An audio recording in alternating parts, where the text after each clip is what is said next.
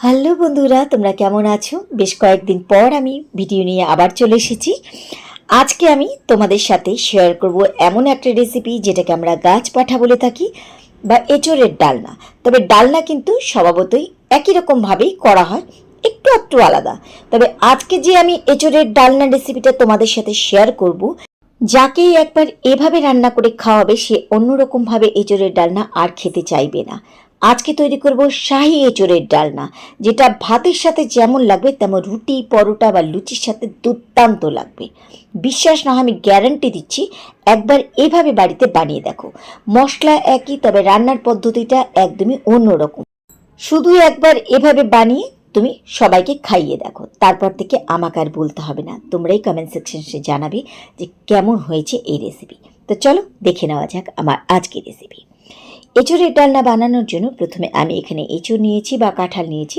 চেষ্টা করবে এঁচোড় বা কাঁঠাল যেন একটু বড় বড় টুকরো করে কাটা হয়। এবার আমি একটু নুন আর হলুদ দিয়ে একটা প্রেসারের সিটি লাগিয়ে তারপরে স্ট্যান্ডিং টাইম দিয়ে নামিয়ে নেব। এদিকে একটা কড়াইতে আমি 1 চামচের মতন সর্ষের তেল নিয়েছি। তেল একটুখানি গরম হয়ে গেলে এর মধ্যে এবার দিচ্ছি কিছু গোটা গরম মশলা, ফোড়ন, সাথে দিচ্ছি এর মধ্যে 4টে শুকনো লঙ্কা।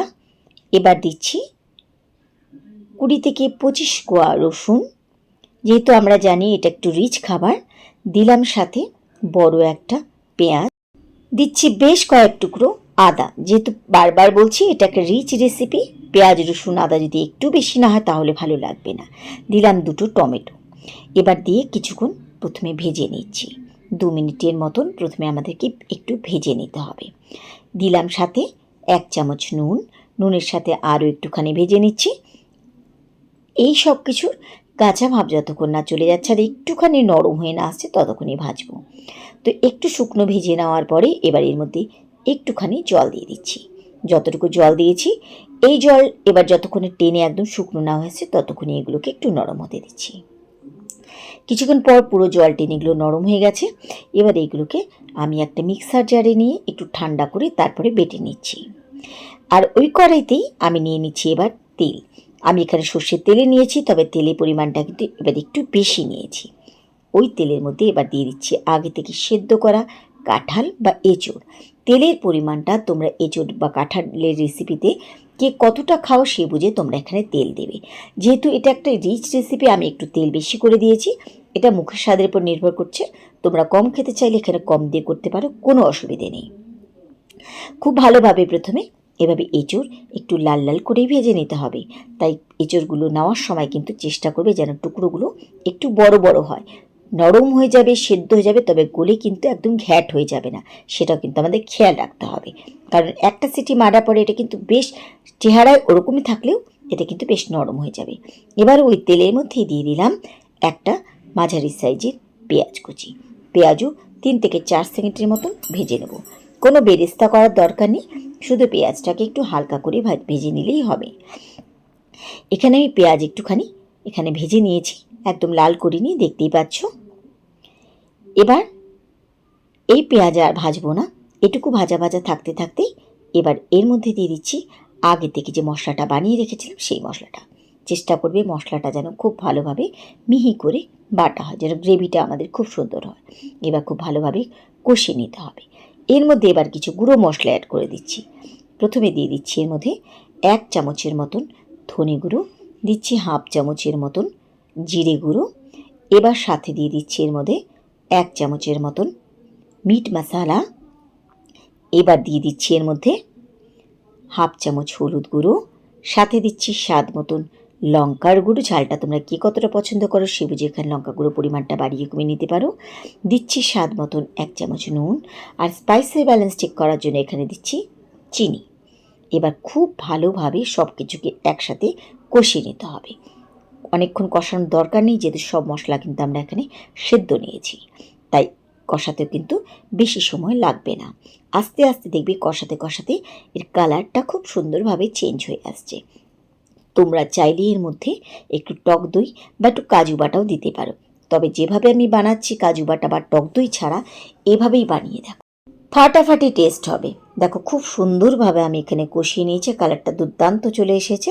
এর থেকে বেশি রিচ আমি করব না। তোমরা যদি আরও একটু ডিপ কালার করতে চাও এর মধ্যে কাশ্মীরি লঙ্কার গুঁড়ো দিতে পারো। তো দেখো কালার কিন্তু নো ডাউট খুব সুন্দর চলে এসেছে। ব্যাস কষানো আমার খুব ভালোভাবে এখানে হয়ে গেছে।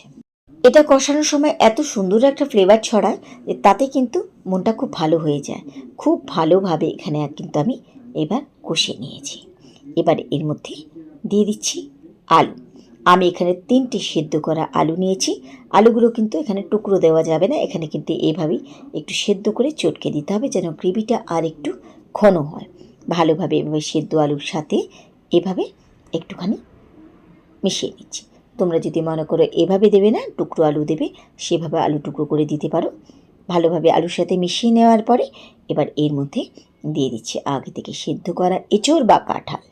আমার এখানে কিন্তু এঁচোড় খুব সুন্দরভাবে সেদ্ধ হয়েছে, তবে কিন্তু দেখো শেপ নষ্ট হয়নি।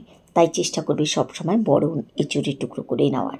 যদি ছোট ছোট কেটে নাও তাহলে কিন্তু এটা গলে যাবে, খেতে ভালো লাগলেও দেখতে কিন্তু ভালো লাগবে না। মশলার সাথে একটুখানি জাস্ট 3-4 সেকেন্ডের মতন মশলা মাখিয়ে নিলাম। এবার এর মধ্যে দিয়ে দিচ্ছি জল। জলটা এমন করে দেবে যেন আমাদের গ্রেভি হয়। আর এটা কিন্তু শুকনো নামাবে না, একটু গ্রেভি নামাবে, তবে কিন্তু খেতে ভালো লাগবে। তবে কিন্তু একবারে অনেকটা পরিমাণে জল দেবে না। এখানে জল দেওয়ার পরে একদম ঘড়ির কাঁটা ধরে হাই ফ্লেমে 2 মিনিট ফুটিয়ে নিলেই আমাদের কিন্তু শাহি এঁচোড়ের ডালনা একদম রেডি। জাস্ট 2 মিনিটের মতন হাই ফ্লেমে একটুখানি ফুটিয়ে নিলেই হবে। তো আমি এখানে 2 মিনিটের মতন খুব ভালোভাবে ফুটিয়ে নিয়েছি। এবার কিন্তু আমি গ্যাস ওভেন বন্ধ করে দিচ্ছি। নামানোর ঠিক আগে আমি এবার এর মধ্যে দিয়ে দিচ্ছি 1 চামচ ঘি। ঘিয়ের সাথে মিশিয়ে নিলে তৈরি হয়ে গেল আমাদের দুর্দান্ত ফাটাফাটি চমৎকার স্বাদের এঁচোড়ের ডালনা, যেটা ভাত, রুটি, লুচি, পরোটা, ফ্রাইড রাইস, পোলাও যে কোনো কিছুর সাথে দুর্দান্ত লাগবে। 100% গ্যারান্টি দিচ্ছি, একবার বানিয়ে দেখো, এর তোমার তারিফ করতে কেউ থকবে না। আর সাধারণভাবে আর এঁচোড়ের ডালনা খেতে চাইবে না। মশলা একই, বানানোটা একটু অন্যরকম, টেস্টটা হয় অদ্ভুত সুন্দর। তাহলে তোমরা বাড়িতে বানাচ্ছ তো একদিন, বানিয়ে কিন্তু অবশ্যই আমাকে কমেন্ট করে জানাবে যে তোমাদের কাছে আমার এই রেসিপি কেমন লেগেছে। আর রেসিপি ভালো লাগলে বরাবরের মতো লাইক শেয়ার করতে ভুলো না। আর অবশ্যই কিন্তু তোমাদের মূল্যবান মতামত দিয়ে জানিও যে আমার আজকের রেসিপি তোমাদের কাছে কেমন লেগেছে। তাহলে আজকের মতো সবাইকে ধন্যবাদ জানিয়ে এখানেই বিদায় নিচ্ছি। ফিরে আসবো আবার অন্য কোনো রেসিপির সাথে অন্য কোনো দিন। সেই পর্যন্ত সবাই খুব ভালো থেকো, সুস্থ